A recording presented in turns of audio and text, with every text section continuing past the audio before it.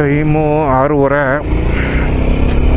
View ಸಖತ್ತಾಗಿತ್ತು. Sky ನೋಡಿ ಒಂಥರ ರೆಡ್ಡಿಶು sunset ಆಗ್ತಾ ಇರೋದು ಸಖತ್ತಾಗಿ ಕಾಣ್ತಾ ಇದೆ. ಈಗ ಕೊಳ್ಳೇಗಾಲ ಹತ್ತತ್ರ ಇದ್ದೀನಿ. ಲೇಟ್ ಆಗೋದು ಗುರು, ಬೆಟ್ಟ ಬಿಟ್ಟಿದೆ ಹೆಚ್ಚು ಕಮ್ಮಿ 4:30-5 ಗಂಟೆ ಆಗೋಯ್ತು ನನಗೆ ಅಲ್ಲೆಲ್ಲ ಮುಗಿಸ್ಕೊಂಡು ಓಡೋ ಅಷ್ಟರಲ್ಲೇ. ಈಗ ಪ್ಲ್ಯಾನ್ ಹೆಂಗೆ ಅಂದರೆ ಇಲ್ಲಿಂದ ತುಮಕೂರು ಹೋಗ್ಬೇಕು, ಇಲ್ಲಿಂದ ಮದ್ದೂರು, ಮದ್ದೂರು ಟು ತುಮಕೂರು, ತುಮಕೂರಿಂದ ಬಳ್ಳಾರಿ ರೋಡು. ಸೊ ಇದು ನಂದು ರೂಟ್ ಮ್ಯಾಪ್ ಇರೋದು. ಈಗ ಸೊಳ್ಳೆ ಸಿಕ್ಕಾಪಟ್ಟೆ ಹೊಡಿತಾ ಇದೆ ಗುರು. ಗ್ಲಾಸ್ ಹಾಕೊಂಡಿದ್ದೀನಿ, 2 ಸತಿ ಕ್ಲೀನ್ ಮಾಡಿದ್ದೀನಿ ಗ್ಲಾಸ್. ಅಷ್ಟು ಬೇಗ ಗ್ಲಾಸ್ ಮತ್ತೆ ಹೊಡೆದು ಸೊಳ್ಳೆ ಅಪ್ಪಚ್ಚಿಯಾಗಿ ಹೋಗಿದೆ. ಇಲ್ಲಿಂದ ತುಮಕೂರು, ತುಮಕೂರು ಟು ಇಲ್ಲಿಂದ ಮದ್ದೂರು, ಮದ್ದೂರಿಂದ ತುಮಕೂರು, ತುಮಕೂರು ಟು ಬಳ್ಳಾರಿ, ಬಳ್ಳಾರಿ ಟು ಮಂತ್ರಾಲಯ. ಇದು ಈ ಕಡೆದ ಹೋಗೋ ಪ್ಲ್ಯಾನು. ಆ ಕಡೆದ ಬರ್ತಾ as usual Mantralaya, Ballari, Ballari to Hyderabad road. Actually ಅಲ್ಲಿಂದ ಹೈದ್ರಾಬಾದ್ ರೋಡಿಗೆ ಬಂದು ಹಾಗೆ ಬೆಂಗಳೂರು ಸೇರ್ಕೊಳ್ಳೋದು ಅಂತ ಅಂದ್ಕೊಂಡಿದ್ದೀನಿ. ಯಾಕಂದ್ರೆ ಈಗ ಹೋಗ್ತಾರ ರೋಡು ಬರೋ ರೋಡು ಸ್ವಲ್ಪ ಚೇಂಜ್ ಅಂದ್ಕೊಂಡಿದ್ದೀನಿ. ಯಾಕಂದ್ರೆ ನನಗೆ ಅಷ್ಟು ಕ್ಲಾರಿಟಿ ಇಲ್ಲ ಗುರು.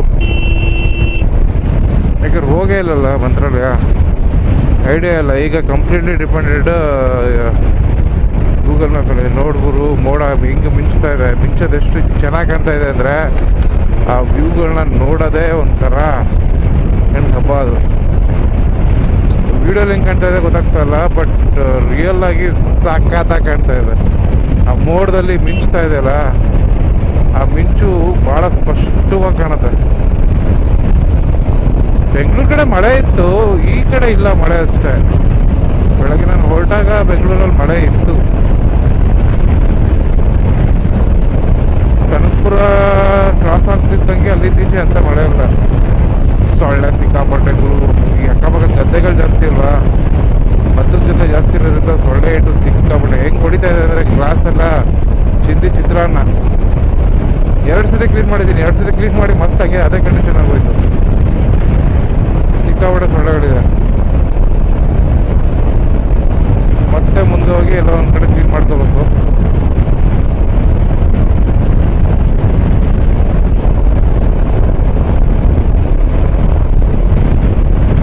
ಹೇಗೆ ಮುಗಿಸ್ತಾ ಇದೆ ಈ ವ್ಯೂ ನೋಡೋದಕ್ಕೆ ಅದೇ ಪರ್ಪ. ಯಾಕಂದ್ರೆ ರಾತ್ರಿ ಹೊತ್ತು ನಿಮ್ಗೆ ಏನಂತ ಕ್ಲಿಯರಾಗಿ ಕಾಣಲ್ಲ. ಮಧ್ಯಾಹ್ನ ಒಂದು ವಿಡಿಯೋ ಮಾಡಿ ಅಪ್ಡೇಟ್ ಕೊಡ್ತೀನಿ. ಅಷ್ಟೇನು ಸ್ಪಷ್ಟವಾಗಿ ಕಾಣಲ್ಲ ನಿಮಗೆ ರಾತ್ರಿ ಹೊತ್ತು. ವ್ಯೂಗೋಸ್ಕರ ಬಂದೆ ಅಷ್ಟೇ. ಓಕೆ, ಮತ್ತೆ ನಾನು ಮೇ ಬಿ ಇನ್ನು ಬೆಳಗ್ಗೆನೇ ಸಿಗ್ತೀನಿ. ಯಾಕಂದರೆ ಮುಂದೆ ಮೋಡ ನೋಡ್ತಾ ಇದ್ರೆ ಸರಿಯಾಗಿದೆ ಮಳೆ. ಅಲ್ಲಿ ವಿಡಿಯೋ ಮಾಡೋಕ್ಕಾಗಲ್ಲ. ನನ್ನ ಕ್ಯಾಮ್ರಾ ವಾಟರ್ ಪ್ರೂಫ್ ಅಲ್ಲ, ಅದರಿಂದಾಗಿ ರಿಸ್ಕ್ ಅಂತೂ ತಗೊಳ್ಳಲ್ಲ. ಎಲ್ಲ ಕ್ಲೀನಾಗಿ ಎತ್ತಿ ಬಾಕ್ಸ್ ಒಳಗೆ ಇಟ್ಬಿಟ್ಟು ಅಂತ ಮಂತ್ರಾಲಯಕ್ಕೆ ಹೋಗ್ತೀನಿ. ಮಂತ್ರಾಲಯಕ್ಕೆ ಹೋಗಿ ಬೆಳಗ್ಗೆ ನಿಮ್ಮ ಭೇಟಿ ಮತ್ತೆ ಮಂತ್ರಾಲಯದಲ್ಲೇ. ಅಲ್ಲಿವರೆಗೂ ಟೇಕ್ ಕೇರ್, ಗುಡ್ ಬೈ, ಮತ್ತೆ ಸಿಗುವ. ಎಲ್ರಿಗೂ ಗುಡ್ ಮಾರ್ನಿಂಗ್. ಇವಾಗ ಆ್ಯಕ್ಚುಲಿ ಮಂತ್ರಾಲಯ ರೀಚ್ ಆಗಿದ್ದೀನಿ. ಟೈಮ್ ಬಂದು 6:29. ಇನ್ನೊಂದು 7 ಕಿಲೋಮೀಟ್ರ್ ಇದೆ ಗುರು. ರಾತ್ರಿ ಒಂದು ಪರದಾಟ ಆಯಿತು ಅಂದರೆ ಎಷ್ಟು ಹಿಂಸೆ ಆಯಿತು ಅಂದರೆ ನನಗೆ. ಇವಾಗ ಆ್ಯಕ್ಚುಲಿ ರೀಚ್ ಆಗಿದ್ದೀನಿ ಮಂತ್ರಾಲಯ. ಅಂದರೆ ಇನ್ನೊಂದು 7 ಕಿಲೋಮೀಟ್ರ್ ಇದೆ ದೇವಸ್ಥಾನಕ್ಕೆ. 6:30 ಟೈಮ್. ಈಗ ರಾತ್ರಿ ಒಂದು ಎಡವಟ್ಟು ಏನಾಯಿತು ಅಂದರೆ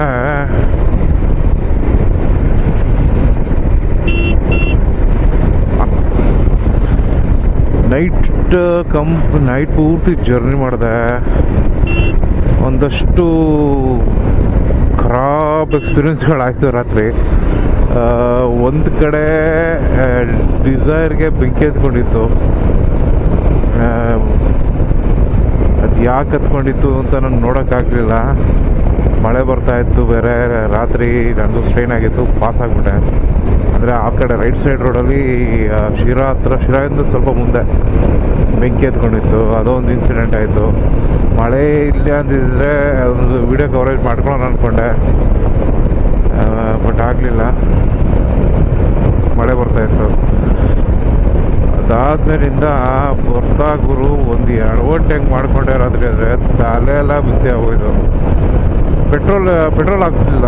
ಅದು ಆ್ಯಕ್ಚುಲಿ ಫ್ಯೂಲ್ ರೇಂಜ್ ಒಂದು 113 ಕಿಲೋಮೀಟ್ರನ್ನ ತೋರಿಸ್ತಾ ಇತ್ತು. ನಾನು ಅವಾಗ ಆ್ಯಕ್ಚುಲಾಗಿ ಗ್ಲಾನ್ಸ್ ಮಾಡಿದೆ, ಒಂದು HP ಪೆಟ್ರೋಲ್ ಬಂಕ್ ಪಾಸ್ ಆಯಿತು, ಗ್ಲಾನ್ಸ್ ಮಾಡಿದೆ. ಓಕೆ ಹಾಕ್ಸ್ಕೊಳ್ಳೋಣ ಅಂತ ಅಂದ್ಕೊಂಡೆ. ಇನ್ನು 113 ಕಿಲೋಮೀಟ್ರ್ ಸ್ವಲ್ಪ ಫಾಸ್ಟಲ್ಲಿದೆ, ಇನ್ನು 113 ಕಿಲೋಮೀಟ್ರ್ ಇದೆಯಲ್ಲ, ಮತ್ತೆ ಇನ್ನೇನು ಸ್ಲೋ ಮಾಡಿಕೊಂಡು ವಾಪಸ್ ಬರಬೇಕು ಒನ್ ವೇಲಿ ಅಂದ್ಬಿಟ್ಟು, ಮುಂದೆ ಇದ್ದೇ ಇರುತ್ತಲ್ಲ ಹೈವೇ, ಎಲ್ಲೋ ಒಂದು ಕಡೆ ಸಿಕ್ಕುತ್ತೆ ಅನ್ನೋ ಕಾನ್ಫಿಡೆನ್ಸಲ್ಲಿ ಹೊರಟ್ಬಿಟ್ಟೆ.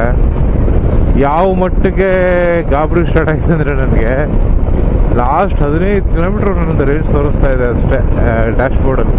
ಈ ರಾಯಲ್ ಎನ್ಫೀಲ್ಡಲ್ಲಿ ಅದೊಂದು ತೋರಿಸುತ್ತೆ, ಇನ್ನೆಷ್ಟು ರೇಂಜ್ ಉಳಿದಿದೆ ಅಂದ್ಬಿಟ್ಟು ಆಟೋಮೆಟಿಕ್ ತೋರಿಸ್ಬಿಡುತ್ತೆ. ಹಾಗೆ ಯಾವ ಸೆಟ್ಟಿಂಗ್ ಹೋಗಿ ಹುಡುಕೋ ಅವಶ್ಯಕತೆನೇ ಇಲ್ಲ. 15 ಕಿಲೋಮೀಟ್ರ್ ಇರ್ಬೇಕಾದ್ರೆ ಒಂದು ಪೆಟ್ರೋಲ್ ಬಂಕ್ ಸಿಕ್ತು ಗುರು. ನನಗೆ ಇಷ್ಟೊತ್ತು ರಾತ್ರಿ ಮಿಡ್ ನೈಟು ಏನಪ್ಪ ಕತೆ, ಏನು ಮಾಡೋದು ಅಂತ ಫುಲ್ ಟೆನ್ಷನ್ ಆಗೋಗಿತ್ತು. ಹೊಸ ರೋಡ್ಗಳು ಬಂದಾಗ ನೋಡಿ ಇದೆಲ್ಲ ಸ್ವಲ್ಪ ಎಡವಟ್ ಆಗುತ್ತೆ ಅಂತ ನಾನು ಆ್ಯಕ್ಚುಲಿ ಹೇಳ್ತಾ ಇದ್ದೆ ನಂದು ಹಿಂದಿನ ವೀಡಿಯೋ, ಯಾಕಂದರೆ ಇದು ನೆಕ್ಸ್ಟ್ ಡೇ ಅಪ್ಲೋಡ್ ಮಾಡಿರ್ತೀನಿ ಈ ವಿಡಿಯೋನ. ಹಿಂದಿನ ವೀಡಿಯೋ ನೋಡ್ತಂದ್ರೆ ನಿಮ್ಗೆ ಹತ್ರ ನಾನು ಹೇಳಿದ್ದೆ ಏನಾರು ಆಗುತ್ತೆ ಎಡವಟ್ಟು ಅಂತ. ಸೇಮ್ ಆಗ್ತು ನೋಡಿ ಎಡವಟ್ಟು. ಅದೊಂದು ಮಿಸ್ಟೇಕ್ ಆಯಿತು. ತಪ್ಪಿ ಪೆಟ್ರೋಲ್ ಸಿಕ್ಕಿಲ್ಲ ಅಂದಿದ್ರೆ ಎಂಡನ್ನು ಯಾವುದೋ ಮೂಲೆ ಇರ್ತಿದ್ದೆ. ಆಮೇಲೆ ಇವಾಗ ನನ್ನದು ಇಷ್ಟು ಡಿಲೇ ಆಗೋಕ್ಕೆ ರೀಸನ್ನು ಅದ, ಪೆಟ್ರೋಲ್ ಇಲ್ಲ ಅನ್ನೋ ಗಾಬರಿಲಿ 50 ಮೇಲೆ ಗಾಡಿನೇ ಪಿಕ್ ಮಾಡಲಿಲ್ಲ ನಾನು. 50 ಒಳಗಡೆನೇ ಸ್ಪೀಡ್ ಮೇಂಟೈನ್ ಮಾಡಿಬಿಟ್ಟೆ. ಹೆಚ್ಚು ಕಮ್ಮಿ ಒಂದೂವರೆ ಅವರ್ ಅಂದ್ಕೊಳ್ಳಿ, ಅದೇ ಸ್ಪೀಡ್ ಮೇಂಟೈನ್ ಮಾಡಿದ್ದೀನಿ.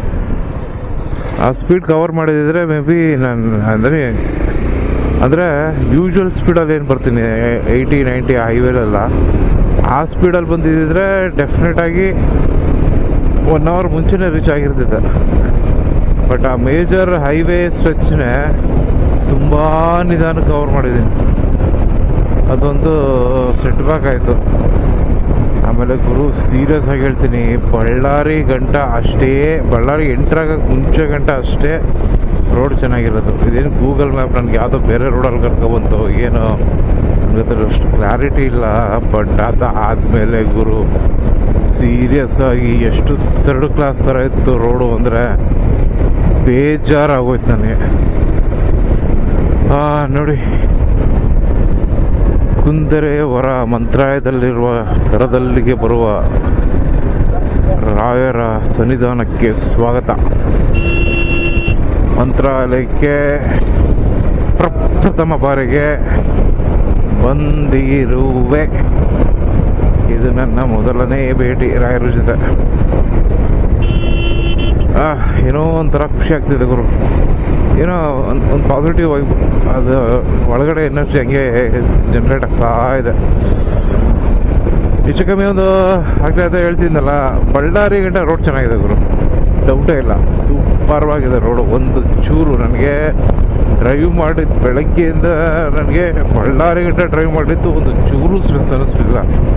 ಅದರಿಂದ ಆಚೆ ಒಂದು 150 ಕಿಲೋಮೀಟ್ರ್ ಸ್ಟ್ರೆಚ್ ಐತೆ ಭಗವಂತ.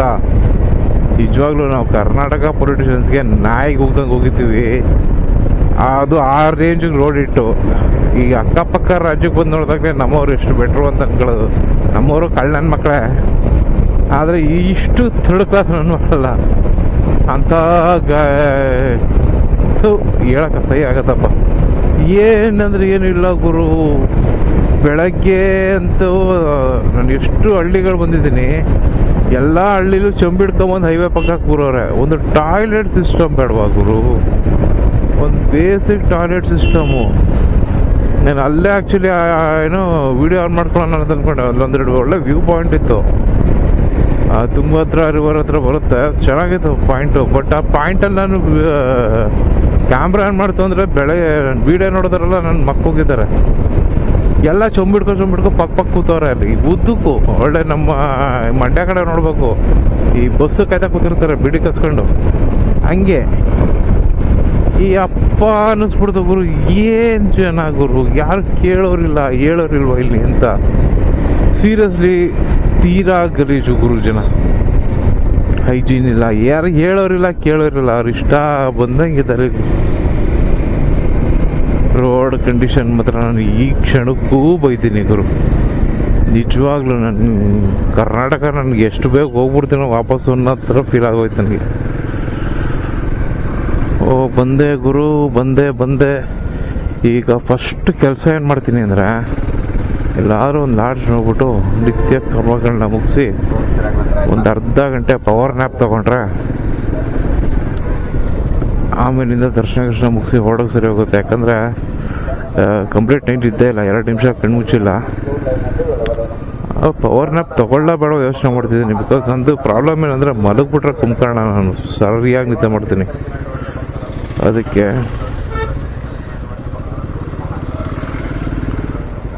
ನಿದ್ರೆ ಬಿಟ್ಬಿಡುವ ಬೇಡ, ಒಂಚೂರು ರಿಫ್ರೆಶ್ ಆಗೋಣ. ಒಂಚೂರು ಫ್ರೆಶ್ ಅಪ್ ಆಗ್ಬಿಟ್ಟು ದರ್ಶನ ಎಲ್ಲ ಮುಗಿಸ್ಕೊಂಡು ಆಮೇಲೆ ಮತ್ತೆ ನಿಮಗೆ ಸಿಗುವೆ. ಓಕೆ, ಬಾಯ್.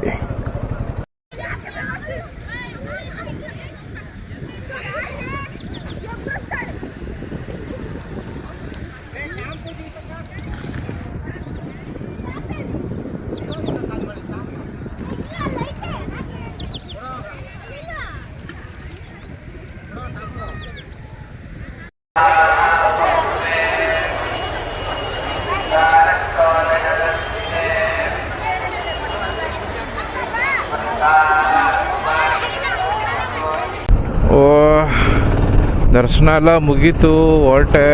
ಸಿಕ್ಕಾಪಟ್ಟೆ ರಶ್ಶು ಗುರು, ಒಂದು 10-15 ಜನ ಮೇಲಿದ್ದಾರೆ. ಹೆಚ್ಚು ಕಮ್ಮಿ 6 ಗಂಟೆ ಕ್ಯೂ ನಿಂತಿದ್ದು. ನಾನು ದರ್ಶನ ಮುಗಿಸ್ಕೊ ಬರೋದಕ್ಕೆ 7:30 7:45 ಆಗೋಯ್ತು. ಹೆವಿ ಅಂದರೆ ಹೆವಿ ರಶ್ಶು. ಆಮೇಲೆ ಮೇಂಟೆನೆನ್ಸೇ ಇಲ್ಲ ಗುರು, ಸಕ್ಕತ್ ಬೇಜಾರಾಯ್ತು ನನಗೆ. ಹೆಂಗೆ ಅಂದರೆ ಒಂಚೂರು ಕ್ಲೀನಿನೆಸ್ ಅನ್ನೋದೇ ಮೇಂಟೈನ್ ಮಾಡಿಲ್ಲ ಗುರು. ಅದು ತುಂಗಭದ್ರಾ ನದಿ ಹತ್ರಂತೂ ಸೀರಿಯಸ್ಲಿ ಮೂಗನ್ನ ಮುಚ್ಕೊಂಡು ಓಡಾಡ್ಬೇಕು ನಾವು. ಮೂಗು ಮುಚ್ಕೊಂಡು ಹೋಗಿ ಹೆಂಗೆ ನೀರಲ್ಲಿ ಮುಳುಗ್ತೀಯ ಗುರು? ಯಾವ ಮನ್ಸು ಬರುತ್ತೆ ಹೇಳೋ? ಒಂದು ಡಿಸಿಪ್ಲಿನ್ನೇ ಮೇಂಟೈನ್ ಮಾಡಿಲ್ಲ ಗುರು. ನನಗನ್ಸೋದು ರಾಯರು ಜನಗಳನ್ನ ಕರೆಸ್ತಾವ್ರು ಅಷ್ಟೇ, ಕ್ಷೇತ್ರ ನಡೆಸ್ತಾ ಇರೋರು ಅದನ್ನು ಸರಿಗೆ ಆ ಪೊಟೆನ್ಷಿಯಲ್ ನಡ್ಸೋಕ್ಕೆ ಬರ್ತಾ ಇಲ್ಲ. ಆ ಪ್ರಸಾದದ ಕ್ಯೂ ನೋಡಿದೆ, ಪ್ರಸಾದದ ಕ್ಯೂನಲ್ಲಿ ಆ ಕ್ಯೂ ಮುಂದೆನೇ ಹೋಗ್ತಾ ಇಲ್ಲ. ಅದು ಎಲ್ಲಿದೆ ಅಲ್ಲೇ ಇದೆ. ಅದು ನಿಜವಾಗ್ಲೂ ಮಂತ್ರಾಲಯದ ಮೇಂಟೆನೆನ್ಸ್ ಅಂತೂ ತೀರಾ ಕೆಳಮಟ್ಟದಲ್ಲಿದೆ. ತೀರಾ ಕೆಳಮಟ್ಟದಲ್ಲಿ. ಬೇಜಾರು ಮಾಡ್ಕೊಂಡೇ ಹೋಗ್ತಾ ಇದ್ದೀನಿ ನಾನು. ಒಂದು ಪ್ರಸಾದ ತೊಗೊಳಕ್ಕಾಗಲಿಲ್ಲ, ಏನಿಲ್ಲ. ಆ ದೊಂಬಿ ಜನ, ಕ್ರೌಡ್ ಮ್ಯಾನೇಜ್ಮೆಂಟ್ನ ನಿಜವಾಗ್ಲೂ ಧರ್ಮಸ್ಥಳ, ತಿರುಪತಿ ಜಾಗ ಎಲ್ಲ ನೋಡಿ ಕಲಿಬೇಕು ಗುರು ಇವರು. ಅಲ್ಲಿ ಅಂಥ ಆ ವಾಲ್ಯೂಮ್ ಜನನ ಎಷ್ಟು ಅಚ್ಚುಕಟ್ಟಾಗಿ ನಿಭಾಯಿಸ್ತಾರೆ. ಇಲ್ಲೊಂದು ಬ್ಯಾರಿಕೇಡ್ ಇಲ್ಲ ಕ್ಯೂ ಸಿಸ್ಟಮ್ಗೆ. ಹೆಂಗಂದ್ರೆ ಹಂಗೈತೆ ಗುರು. ಎಂಟ್ರೆನ್ಸಿಂದ ಸುಮ್ಮನೆ ಹೋಗ್ತಾ ಇರೋದೆಲ್ಲ ದೊಂಬಿಲಿ. ಮಧ್ಯ ಬರ್ತಾ ಇರ್ತಾನೆ, ಹೋಗೋನು ಹೋಗ್ತಾ ಇರ್ತಾನೆ, ಸೈಡಲ್ಲಿ ಬರ್ತಾ ಇರ್ತಾರೆ, ಹಿಂದೆ ನುಕ್ಕೊಂಡು ಹೋಗ್ತಾ ಇರ್ತಾರೆ. ನಿಜಕ್ಕೂ ಬೇಜಾರಾಯ್ತು ಗುರು. ಹೊಟ್ಟೆನೂ ಹಸಿತಾ ಇದೆ. ನನ್ಗೆ ನಿಜಕ್ಕೂ ಸಖತ್ ಬೇಜಾರಾಯ್ತು ಇವತ್ತು. ಏನೋ ಜೋಶಲ್ಲಿ ಹೋದ್ನಲ್ಲ, ಇಷ್ಟು ರಾತ್ರಿ ಎಲ್ಲ ರೈಡ್ ಮಾಡಿಕೊಂಡು ರಾಯರ ನೋಡೋಕ್ಕೆ ಅಂತ.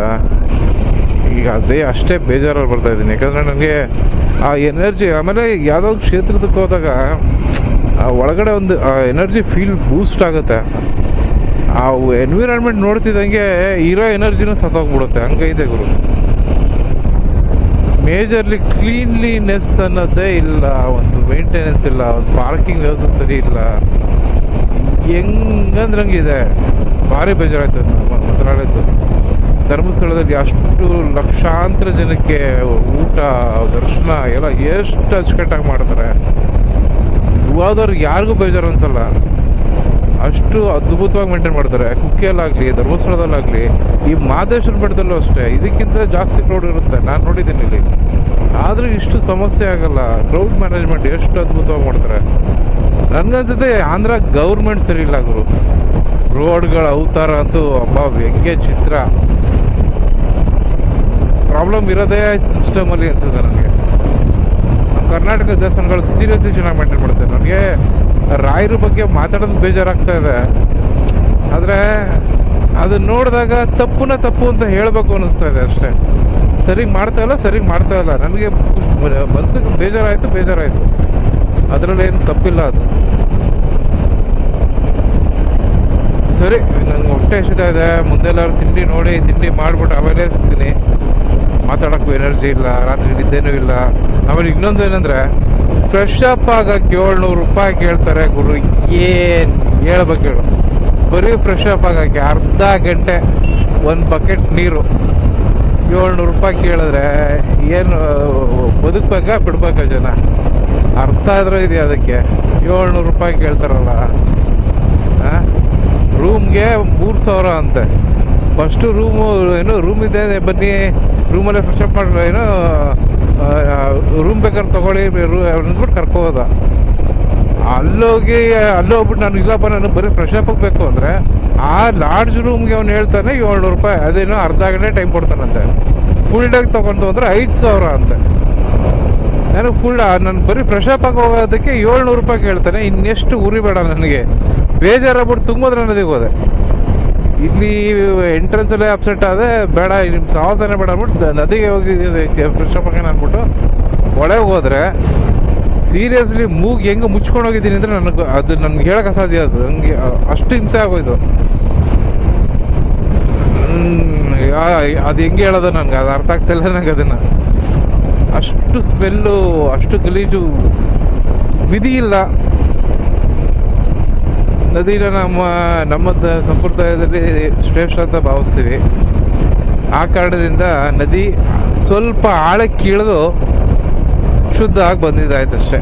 ಅಲ್ಲಿ ಶುದ್ಧ ಆದ್ನೋ ಅಶುದ್ಧ ಆದ್ನೋ ಅದು ನನಗೇನು ಅನುಮಾನ ಇದೆ, ಆದರೆ ವಿಧಿ ಇಲ್ಲ. ಏನು ಹೇಳೋದು? ಅಲ್ಲೊಂದು ಟಾಯ್ಲೆಟ್ ವ್ಯವಸ್ಥೆಗಳಂತೂ ಖಂಡಿತ ಇಲ್ಲ. ಟಾಯ್ಲೆಟ್ಗಳನ್ನ ನಾನು ಆ್ಯಕ್ಚುಲಿ ನೋಡಲೇ ಇಲ್ಲ. ನನ್ನ ನಿಜ ಪದೇ ಧರ್ಮಸ್ಥಳದ ಏನು ಮಾತು ತಗೋತೀನಿ ಅಂದರೆ, ಧರ್ಮಸ್ಥಳದಲ್ಲಿ ಹಜ್ಜಗೆ ಒಂದೊಂದು ಟಾಯ್ಲೆಟ್ಗಳಿದೆ. ಪ್ರತಿ ಹಜ್ಜಗೆ ಒಂದು ಟಾಯ್ಲೆಟ್ಗಳಿದೆ. ಆ ಟಾಯ್ಲೆಟ್ಗಳನ್ನ ಮೇಂಟೈನ್ ಮಾಡೋದಕ್ಕೂ ಕೂಡ ಜನಗಳನ್ನ ಇಟ್ಟಿದ್ದಾರೆ.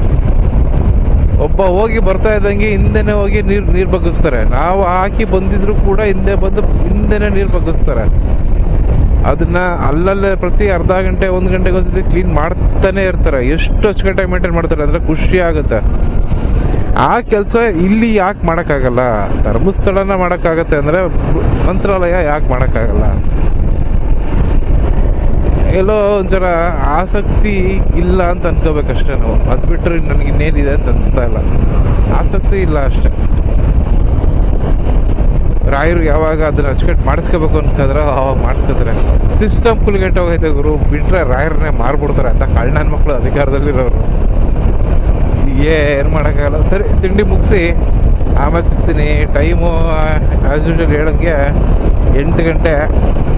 ಸೊ 23 ಅವರ್ ಆಯಿತು ನಿನ್ನೆ ಹೊರಟಾಗ 9 ಗಂಟೆ ಬೆಳಗ್ಗೆ. ಈಗ 8:15. ಸೊ ಆಲ್ಮೋಸ್ಟ್ ಒಂದು 23 ಅವರ್ ಆಗಿದೆ. 23 ಅವರಿಂದ on road. So overall kilometre clock ಮಾಡಿರೋದು 811 ಕಿಲೋಮೀಟ್ರ್ ಕ್ಲಾಕ್ ಮಾಡಿದ್ದೀನಿ. ಅಂದರೆ ಗಾಡಿ ಮೇಲೆ ಇದ್ದ ಟೈಮ್ ಬಂದ್ಬಿಟ್ಟು 14.5 ಅವರ್.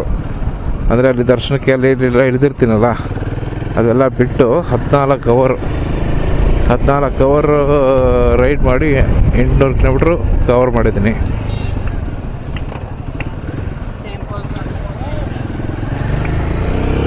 ಓಕೆ, ಸಿಗುವ ಮುಂದೆ.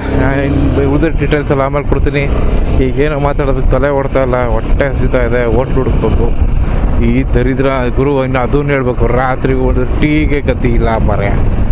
ಎಂತ 12:30 ಬೆಳಗ್ಗೆ 5-5:15 ಗಂಟೆ ಒಂದು ಕಡೆ ಒಂದು ಟೀ ಸಿಕ್ಕಿಲ್ಲ ಗುರು. ಟೀ ಇಲ್ಲ, ಪೆಟ್ರೋಲ್ ಇಲ್ಲ. ಬೇಡ ನನ್ನ ಪಾಡು.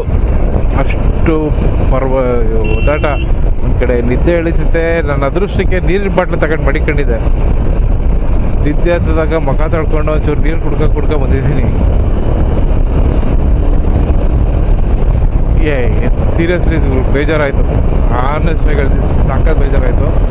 ಇರಲಿ, ಏನು ಮಾಡೋಕ್ಕಾಗಲ್ಲ, ಇದೆಲ್ಲ ಒಂದೊಂದು ಪಾರ್ಟ್ ಆಫ್ ದಿ ಜರ್ನಿ.